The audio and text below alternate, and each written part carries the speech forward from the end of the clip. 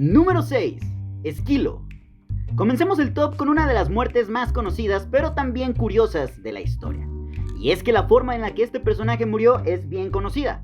Considerado como el primer gran representante de la tragedia griega, Esquilo fue un dramaturgo griego predecesor de Sófocles y Eurípides, allá en el año 468 a.C. Venía de una familia noble de terratenientes y en su juventud luchó contra los persas en la batalla de Maratón y en la de Salamina. Luego de estas batallas escribiría obras en base a sus experiencias bélicas. Algo interesante es que nació en Ática, lugar donde se celebraban los mismísimos misterios eleusinos. Estos eran ritos de iniciación anuales al culto de la diosa Deméter y Perséfone. Se dice que de todos los ritos que se celebraban en la antigua Grecia, estos eran los más importantes y eran de gran secreto. Pues nuestro amigo Esquilo se le llegó a acusar de revelar los secretos del rito y fue juzgado por ello, aunque luego fue absuelto. Se le atribuyen entre 85 y 90 obras, aunque de todas ellas solo se conservan 7 piezas. Pero esto no es lo más trágico de su historia. Se dice que un día, Esquilo se encontraba en las afueras de Gela, tranquilo y sin molestar a nadie.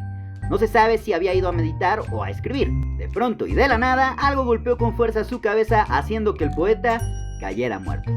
Lo que habría impactado con su cabeza fue un caparazón de tortuga que un águila había soltado, confundiendo la cabeza de Esquilo con una roca. Y así, el gran escritor tuvo fin de una manera que nadie se habría imaginado. Y es que si ya es difícil que te caiga un rayo, ahora imagínate que te caiga una tortuga. Número 5. El rey Adolf Federico de Suecia. Considerado como uno de los monarcas más débiles de la historia, Federico fue más una figura representativa que un gobernante. En los tiempos en los que gobernó, era el parlamento quien tomaba las decisiones, aunque esto no lo detuvo de intentar devolverle el poder a la corona el tiempo que fue rey. Se dice que tras casarse con la princesa prusiana Luisa Ulrica, los dos buscaron hacer alianzas políticas con miembros del Partido de los Sombreros. Estos ejercieron el poder en Suecia durante muchos años en la llamada Edad de la Libertad. El problema fue cuando los sombreros forzaron a Federico a casar a su hijo Gustavo con la princesa Sofía Magdalena de Dinamarca. ¿Y cuál era el problema? Pues que la tierra de donde era Federico era enemigo jurado de Dinamarca en aquel entonces. Tuvo un tanto de mala suerte al gobernar, pero también tenía ganada su reputación de mal rey. Luego de que en 1769 triunfaran los sombreros, Federico pasaría sus últimos años de vida como un recuerdo de la monarquía. Pero ahora sí, ¿cómo murió este personaje? Pues se cuenta que el 12 de febrero de 1771, Federico llevó a cabo un festín del cual abusó demasiado. Se dice que esa noche comió langosta, caviar, sopa de repollo, arenque y chucrut. Pero no creerás la forma en la que remató este festín. Luego de tremendo atascón, el alguna vez monarca decidió que sería buena idea comer postre. Tras postre, tras postre, tras postre. Así hasta consumir 14 postres esa noche. Como puedes estarte imaginando, Federico murió de problemas digestivos y hay quienes hasta aseguran que su estómago estalló. Número 4. Enrique II de Francia. Hijo de Francisco I de Francia, Enrique heredó el trono luego de que su padre muriera en 1547. Se dice que fue un fiero católico y que tuvo duros enfrentamientos con los protestantes, aunque finalmente cesaría toda la riña.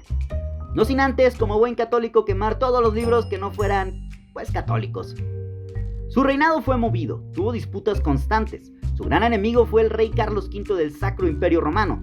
Pero no solo este, también libró batallas contra la corona española, quienes lo derrotaron en Italia y los Países Bajos, y por esto Enrique II se vio obligado a renunciar a sus posesiones italianas. No le fue nada bien a este monarca. Por más que luchó, al final fue vencido. Pero ¡hey! Al menos seguía con vida. Eso hasta que en 1559, celebrando un torneo de justas medieval con motivo de la boda de su hija Isabel, una lanza rota del conde Montgomery pasó por la ranura de su casco y le atravesó el ojo. El rey no murió instantáneamente, fue atendido por sus médicos y cirujanos e incluso, sorprendentemente, se autorizó que la herida se replicara en condenados para investigar de qué manera se podía curar. Así de intensa fue la lucha por salvarle la vida al rey Enrique II de Francia, pero todos los intentos fueron inútiles ya que finalmente moriría.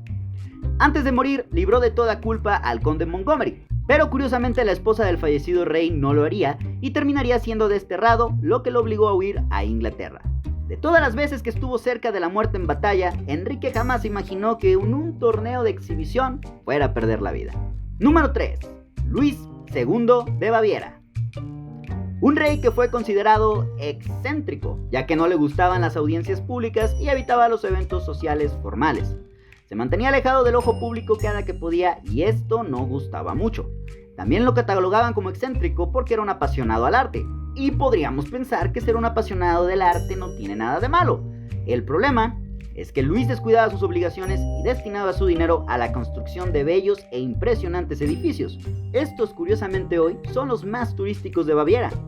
Es justo decir que Luis inició como un buen rey. Trató bien a la servidumbre e incluso les aumentó el sueldo. De principio, por más que no le gustaba atender los eventos sociales, tampoco era como que estaba alejado de lo que pasaba. Siempre mantuvo comunicación, incluso cuando en su momento se negaba a asistir a Múnich. Fue defensor de la monarquía y trató de mantener las actividades del parlamento lo más bajas posibles. Pero a finales de su gobierno fue cuando comenzó esta obsesión por el arte y la arquitectura. Hay quienes dicen que se había vuelto bastante melancólico, lo cual hizo que fuera examinado por un médico, el cual lo diagnosticó con esquizofrenia paranoide, lo cual volvía no apto para gobernar. Finalmente, Luis fue retirado del trono y pasó sus días bajo atención psiquiátrica. Se dice que un día Luis le pidió a su médico que lo acompañara a dar un paseo. El médico aceptó y le pidió a los guardias que no lo siguieran. En las semanas anteriores, Luis había mostrado un buen comportamiento y es por eso que el doctor accedió de buena gana a dar un paseo con él. O al menos eso se especula. Luego de no volver, fueron a buscarlos y encontraron los cuerpos tanto de Luis como del doctor en el río sin vida. Presuntamente ambos murieron ahogados. Nadie sabe qué fue lo que pasó con exactitud, cómo es que dos hombres terminaron ahogados en el río. Pero se especula que Luis pudo haber iniciado todo, ya que el médico que lo acompañó fue el mismo que lo había diagnosticado con esquizofrenia. De ser cierta la teoría de que Luis intentó vengarse, sería curioso que un hombre que iba con la intención de matar terminara igualmente sin vida. Número 2. Jon Erik Hexum.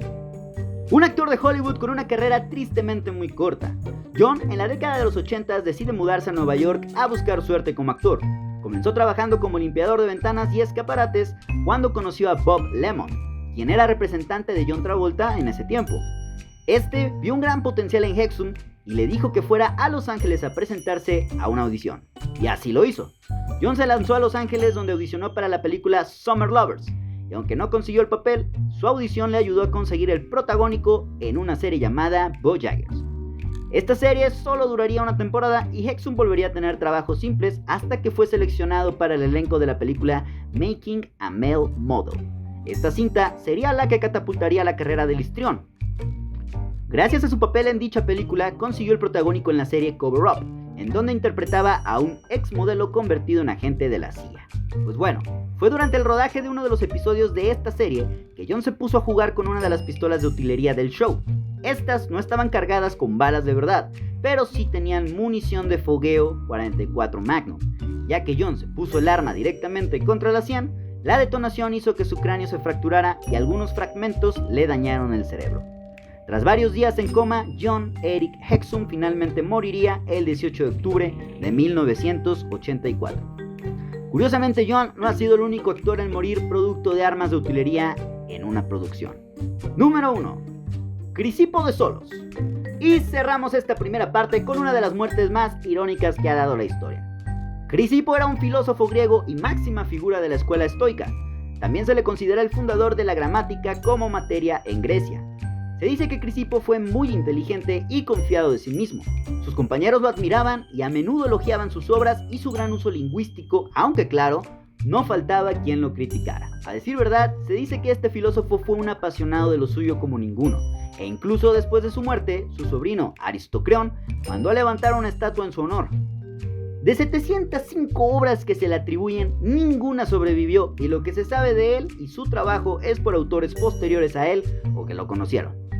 Pues bueno, Crisipo murió ya de viejo, pero no por causas naturales.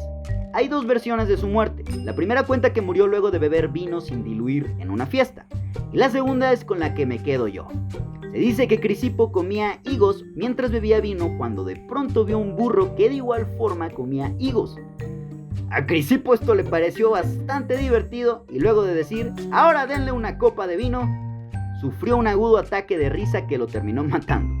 Así, podríamos decir que este personaje murió de la risa por su propio chiste. Y bueno, felizmente y a carcajadas, llegaría a su fin uno de los filósofos griegos más grandes de la historia.